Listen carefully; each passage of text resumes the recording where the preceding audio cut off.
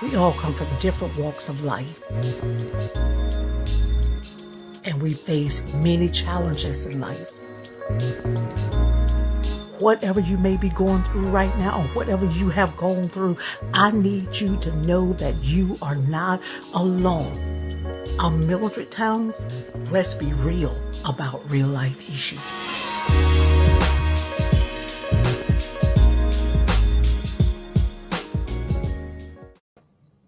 Hello and welcome to Let's Be Real About It, where we are real about real life issues.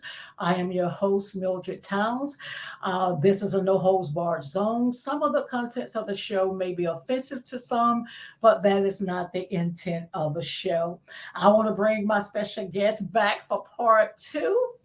That I'm happy to introduce to you, NorAfrica Lee. She's back, y'all, to tell the second part of her story. So please make sure that you go back and watch part one so you can pick up those red flags that we talked about, girl, so they can pick those flags up. So welcome back to part two. Welcome. Hello. Hello. Tonight's show is titled Time and Time Again, The Life of NorAfrica. Because I named it that because the repeated patterns that we saw in part one that kept happening. So, but thank God for God moving her to another place in her life. Thank God for that. So we left off in part one with your mother telling you to stop getting pregnancy tests after you had gotten about 4 with the last man which is your baby daughter's father. Yes. So start back off with that one. So, like I said, I had got about 4 to 5 pregnancy tests, and my mom was like, "Okay, you can stop getting the test now. You're pregnant. I already had the dream or whatever." And I went to church that night. I was a member of Church of Christ or whatever. That night, I gave myself to God. I went down and I got baptized that night or whatever. Mind you, he had already left or whatever. So after I left church, I prayed really hard. And the next day, I called him to let him know that I was pregnant. And the first thing this guy tells me is, "You lying? You just want me back." So that's not the case. I'm pregnant or whatever. And, you'll just see, I'll send you the appointments or whatever. You can come if you want, it doesn't matter at this point. So it's time for my first appointment. He didn't show as usual. And when I went to the doctor, they not only told me I was pregnant, I was measuring larger than the time frame. I think I was about a month and a half pregnant at the time. And I found out I was pregnant with twins. My baby girl is a twin. And pregnancy was going fine. Everything was going fine. But, every time it was time for an appointment or to do something about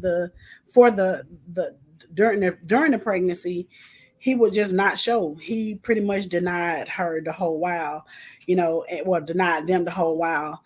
About 6 months into me being pregnant, I kept going into early labor or whatever. I ended up losing my son or whatever. Mm-hmm. And I had to then get injections in my hip every week. So I was still working for the school system. That the nurse would have to come out to the school system to give me the shots and my hip, neck, close to my buttocks or whatever. And I ended up having her May 29th, 2010. And when I had her, he ended up coming to the hospital, cut the cord and all of that, and pretty much was still in denial, but once his sister and grandmother them saw the baby, they was like, "Oh, that's your child." So, the verbal abuse didn't stop then. I mean, oh man, this man took me through the ringer. He is the only one that took me to court to do. I took him to court for child support. He stood up and said that he wanted a DNA test. I said, "Okay, fine. What do I sign up?" We did that or whatever. The results came back very quickly. The probability was 99.99 that she was his. He took his test separately. I was at home. I got the phone call. We need to talk. I said, what do we need to talk about? Well, I got my paperwork. I said, and what do it say? She mine. I said, oh, really? I'm like, okay, whatever.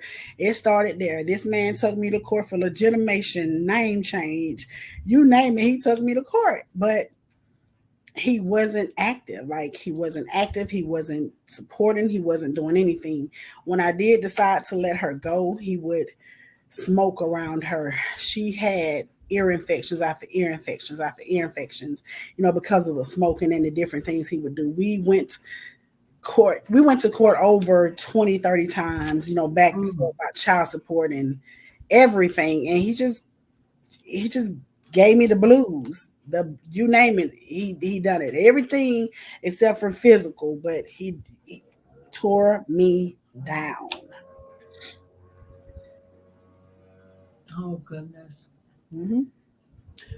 So after you guys split up, I know y'all hear this man decided to mow lawn today.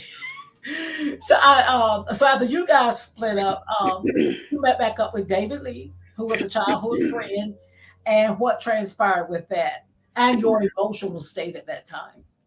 Well, David Lee, which is my ex-husband, he is incarcerated.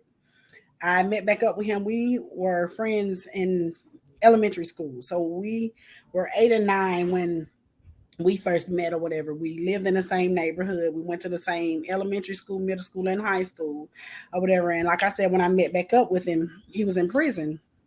I reached out to him on Facebook because of his name, and that's my father's name and a couple of my brother's names. So I reached out to him thinking that he was a relative. Come to find out that he was my childhood friend. Everybody used to ask us back then were we related, but of course we weren't. So one day he sent me an invite to come to the prison or whatever. So I ended up going to the prison, and we talked or whatever. Later on, we exchanged numbers. We talked for hours on the phone. I mean, in on in. I'm doing visits. I mean, I'm doing Christmas, Thanksgiving, all of that. About 5 months later, he asked me to marry him while in, and I said yes. And we went to pick out my dress, and I got married in the prison. And the reason I want to say this, the reason I said yes was because when I first met back up with him, he used to always frown. He had a darkness about him or whatever. And I, as a good friend, just wanted to show him that even in your darkest moments, you can find love. There is, love out there. So, I said yes, we got married, and I was a prison wife. So okay, so what was that like for you? Quickly. Oh, I can curse on here. No. I can say hell. You can say. It was hell. Me and him were good. We were really good. Like, we were good. We really didn't have issues. We had little issues with like his sisters and stuff like that or whatever, but they weren't an issue because he did the husband thing. He put me above them, so that really wasn't an issue. But I mean, from the visits to, oh my God, to the COs bothering us or whatever, to um oh my God, it was a lot. It was a lot. They harassed us. They made us sit on the front row. I think a couple of the guards had a thing for him or whatever. So certain ones would make my intro coming into the prison hard. They would do extensive searches or whatever, as if I'm gonna bring some contraband or whatever in, and they would just antagonize and just bother us or whatever. And there was a couple of correctional officers that would just do the most. I mean, do the most. And Were they the female officers? yeah, the men rarely bothered us. The men rarely bothered us. It was the women. The women, they always had something to say. They always, oh, no touching. Oh, you're hugging too long. Oh, you're kissing too long. Oh, you're doing this, you're doing that, or whatever. It was always something. But we got through it. We didn't have any big issues or whatever. So we were good. Okay. So talk about the suicide attempt and why. Okay, so um I gotta fast forward to after me and him had been together about 6, 7 years. He came to me and he said all of a sudden one day, I just don't think we're gonna be happy. So he said to me, I don't want you to come back. You know, I think we should stop, and I think we need to agree on this or whatever. The kids can still come and visit, but I just don't think we're gonna be happy. And this is David Lee. My Okay. ex husband. Mm-hmm. Okay. So I'm like, what do you mean you don't think we're gonna be happy? What's going on? Is there somebody else? I don't know. He was, I'm gonna take you off the list. It was so shocking to me because I married you while in. I didn't get married to get divorced or whatever. And I married you on a life sentence, dude. What's going on? I'm here for you. I've been here. I've been there. I've we showed up for you on so many occasions or whatever. And um out of the blue, he just said he don't think we're going to be happy. We eventually agreed that we would go ahead and part ways. um I had spent enough money in the penal system. I had spent Mhm. enough money on visits, quarters, packages, everything. So I went to get a free lawyer. He ended up paying for a lawyer. So with that being said, I'm like, okay, there has to be someone else because you just went from no money to lawyer money. How Mhm. is that so? You know?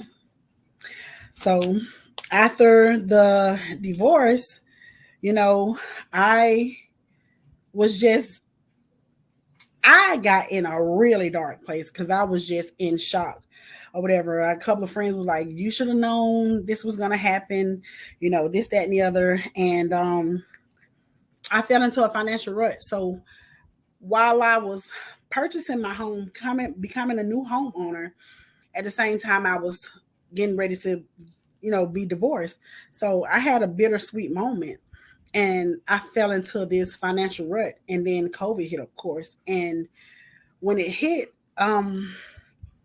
I I was just already in a dark place. I mean, I would pray, but it would the devil would be in my ear, just be in my ear constantly. So of course, I have a couple of insurance policies on myself, and I said to myself one day, all I wanted and all I ever wanted was for my children to be financially stable. So they know that one policy is for, burial. The next policy is for, them to put their brother in a nice facility or whatever. And the next policy, which is the biggest one, they could split, 3 ways. And I had planned it. I planned how I was gonna take myself out. I planned pretty much planned everything. And one day I was on the internet and I saw one of the prophets from the church that I attend right now, Victory in Christ Ministries. And like I said, I was going through a hard time. So I went up there. I messaged him about food because they were doing a food bank. So I messaged him about the food, and he was like, "Yeah, come on up here." And I've been knowing him from way back too. So I came up there or whatever. And while I was in the line, he came out with a paper for me to fill out, and he said to me, these were his exact words: "I don't know what you're thinking about that for, but you have a reason, you have purpose. God told me to tell you, you know, your latter days are gonna, how you say it, your You greater." great. Be better than your former. Yes. Mhm. And I just looked at him, and next thing you know, I just started crying because I'm thinking I'm going up there for food, but I actually went up there and he saved my life because after talking to him, getting the food and all of that or whatever, all the contemplating suicide or whatever, it went out. I went back to the church a couple of times and I ended up joining the church or whatever, but I just revealed to them, I said, y'all don't know. I said, y'all saved coming to this church for one reason, saved my life, or whatever, because I was going to be a goner, you know, because all I wanted is for my children to be financially stable. God got a way that's mighty sweet. And again, all things work together for good. That's All things. Romans. All things work together. I believe that's Romans 8 and 36, if I'm not mistaken. All things work together for Yes. the good of them who love God and called according to his purpose. When God got a purpose and a plan for your life, girl, he'll use anything. He'll use your son, he'll use food, he'll use Yes. anything. The things that Yes. you think not. Yes. He used food on a prophet. How did he tell you what you thinking? But what you thinking ain't God's plan for you. Mm. Yes. Mhm. Thank God, thank God, Yes. thank God, thank God. So, through all these traumatic experiences, you overcame by the grace of God. Now you sitting here and you telling your story. Thank God that you overcame Yes. all the traumatic experiences, from one all the way down to now. You overcame all of that. So, so talk about the podcast and the YouTube. How did it come to be with your uh, clothing line? How did it come to be? Okay, so the first thing I started was my YouTube, and I started my YouTube during the marriage with my ex-husband, and the name of the YouTube was Life as a Praying Prison Wife. And I gave them an intro to why, I chose him, why I chose to be married, why I chose to stay married, and the different experiences or whatever. And I would just give people, daily inspirations. I would pray. I would, give people the uplift side or whatever. I would let them know about, being a parent of two disabled children or whatever. I would, just let people know, different things, doing, the memes or whatever, just doing things to make time pass and to help me to overcome all the things that I've been through. And after the divorce, I changed it to Life as NorAfrica, not NorAfrica, because I still had more to tell. It didn't just stop at the divorce, So now I still have the YouTube, which is Life as NorAfrica, and you know I started the podcast because a lot of times people don't want to look, they want to listen. And a lot of Mhm. times people just need to be heard. And I talked to a couple of church members or whatever, and I told them, listen, I'm going to come up with a podcast and I want to, target it around people that are overcoming what I am over, that I have overcome, and things that I do to on a daily to overcome these things. So it's Life as NorAfrica on Anchor, and you can go through it to it by Anchor or Spotify. But I talk about real life situations, being a parent of two disabled children, having depression, severe depression, having anxiety, panic attacks, how to maneuver around it, different things to do that to help you, move forward in life. And I do takeaways at the end of my podcast to give people like me, something to look forward to and know that, there's purpose in your pain. And my clothing line, oh wow, it just speaks for itself. NorAfrica, the brand. Oh gosh, it's my life. So I have a number of shirts. I have a Get Out Your Feelings shirt. There's no growth there. And that means you have to learn to really get out of your feelings and know that you can't grow being in that place. I have a special needs shirt. Special needs children need special moms, dads, and supporters, which is a 1000% true statement. I have my definition of love. Love overpowers virtually everything. You know, my clothing line expresses my life, and I want to not just give the people something, but I want to give them something to take away, to know that there's purpose, in your pain. And even though you've been through the motions, the drama, the abuse or whatever, you can overcome it. You can overcome. You can overcome Yes. it. And one of the ways to overcome is not being silent. Yes. You got to You talk. want to do something, You have to talk about it. you have to Even talk about it. even doing this video, I thought I was going to get all emotional or whatever. But I talked to my children about doing this video. I said, I'm ready to let it out, and let the world know that God has a plan. he has a plan, and all we have to do is just seek him first. We have to seek him first, and just and go to him in our quiet moments, dark moments, whatever. We just have to seek him and know that he is the way. He is the way. He is the way. So talk to the ladies tonight, young and old, from your own personal life experience. What red flags from your own experiences should we watch for, so we don't repeat the same patterns, and we be the time and time again, because we're going through the same thing time and time again. We keep picking up the same dudes time and time again, so we don't have these same patterns and add suffer the traumatic experiences that you went through. So, what red flags? Well, I know that hurt people, but every abuser are gonna give you red flags. You know, inconsistency, um, jealousy, the different moods, um, anger, the things that they get angry at. You pay attention to patterns or whatever, and I would say know that when someone love you, they're gonna display that love wholeheartedly. You're gonna feel that love from the moment you get up to the moment y'all say goodbye that night or whatever. If you're not in the same household, and if you are, you're gonna feel that love. You're gonna feel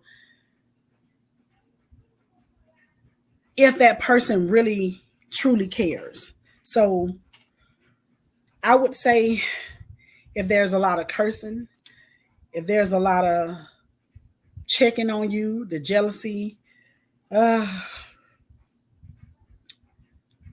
nitpicking, and be mindful of, too much social media, too much interacting with the wrong crowd or whatever. You got to just watch and make sure that at all costs you're protecting your heart. You're protecting your heart, because if someone truly loves you, they're going to make sure your heart is okay.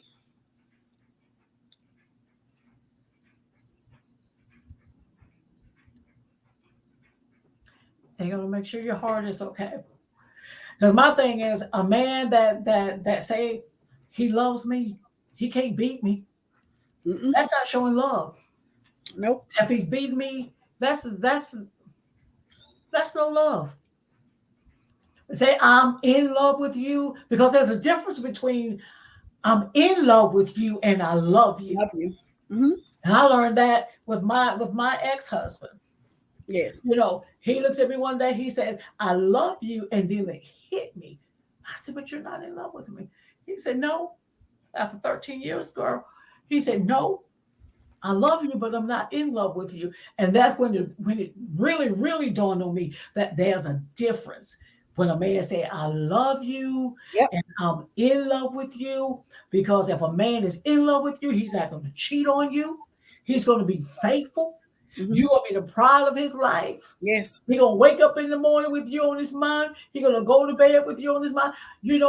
Apart from God now. God is the Yes. first Of course. priority. Of course. But where a woman fit into a man's life, Mm-hmm. if he's in love with you, he's going to be there for you. He's going to respect you. He's going to protect you. He's going to nurture you. Needs. Yeah, he's going to nurture you. Mm-hmm. Yes. He's gonna nurture your every being, and it's not about being overly aggressive or whatever. It's just the little things. A lot of men think that women want a golden palace. We just want consistency, caring, commitment.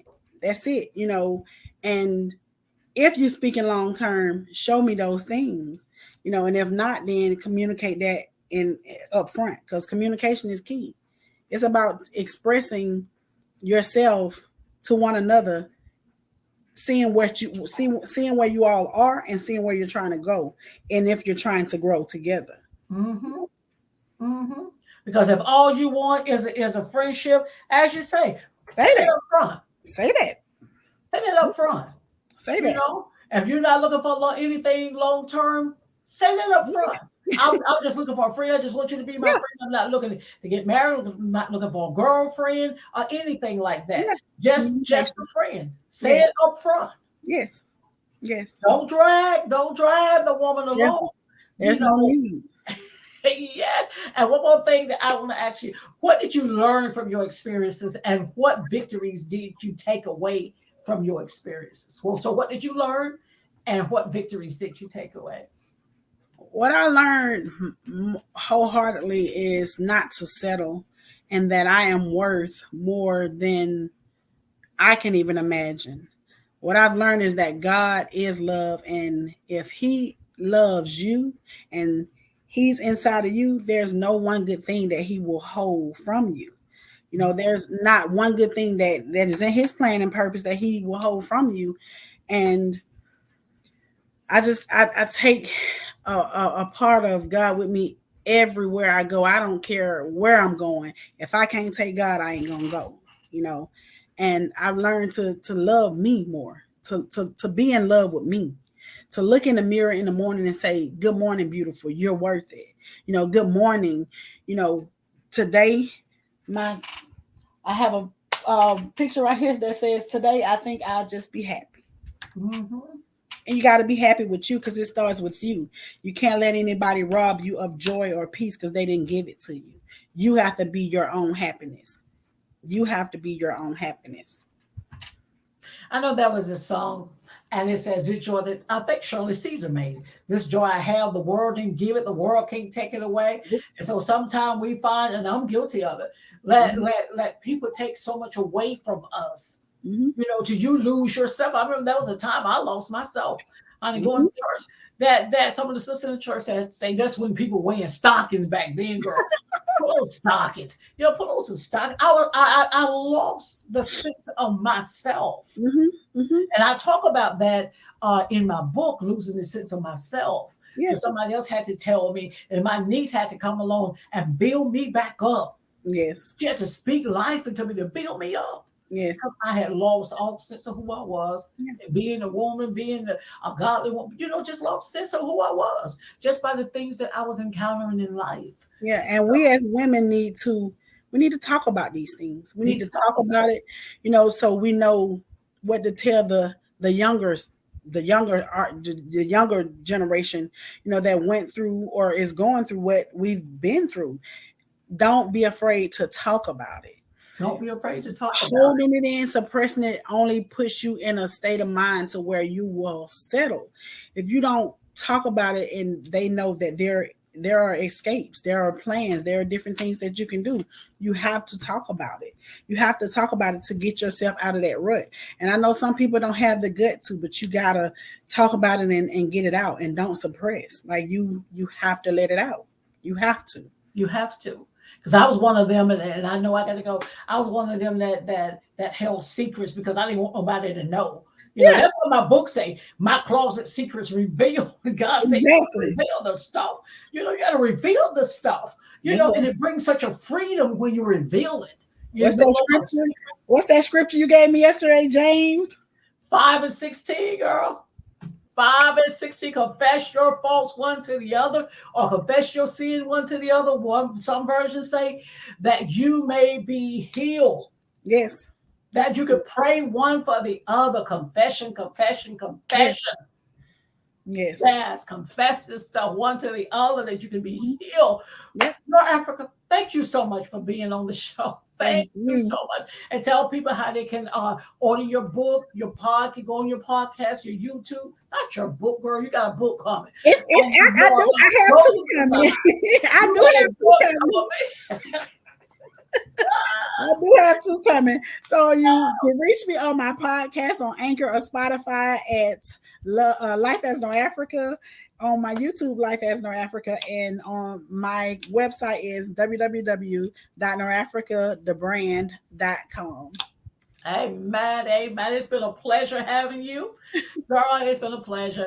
I want Thank to you. thank my sponsors for their prayers and donation given to help support Let's Be Real About It. And if Let's Be Real About It has been a blessing to you, please consider sending a love offering to $Mildred Towns. That's my Cash App, $Mildred Towns. You got it right there. Please subscribe to my YouTube channel, Let's Be Real with Mildred Towns. Not only subscribe to it, hit like and subscribe to it. Yes, girl. Yeah, hit that like button. Please order my book, Truth, My Closet Secrets Revealed. It talks about my battle scars, and it talks about things that I have overcome, triumphant victories that I have overcome. And my brochure, this thing with Wade versus Wade, the overturning of it. If you're thinking about having an abortion, please, please, please order my brochure, Hear Me, A Cry from the Womb. Please order that before you make that final decision. And so you can contact me. You can send me an email at iHeartMinistries@gmail.com or call me at 757-776-2987. And we have prayer every morning, guys, at 7:30. Dial in at 605-313-5885. And the code is 881878. And I would like to give special thanks to all our viewers nationally and internationally who watch the show. And until next week, may God bless you and keep you. I'm Mildred Towns. Thank you for watching. What up, y'all? It's your boy back on stage. We here at J&K Style and Grill with my main man. J&K Style Grill, home of the original waffle burger, stuffed wings, and Philly steak egg roll. The food was amazing, man. I'm talking about collard green stuffed chicken, mac and cheese stuffed chicken, waffle burger with the special sauce. With the special sauce. Come on, man. What are you doing if you ain't eating here? You're wasting your life. Pull up. J&K Style Grill, you can copy the style, but never the spec. we got it. We got it.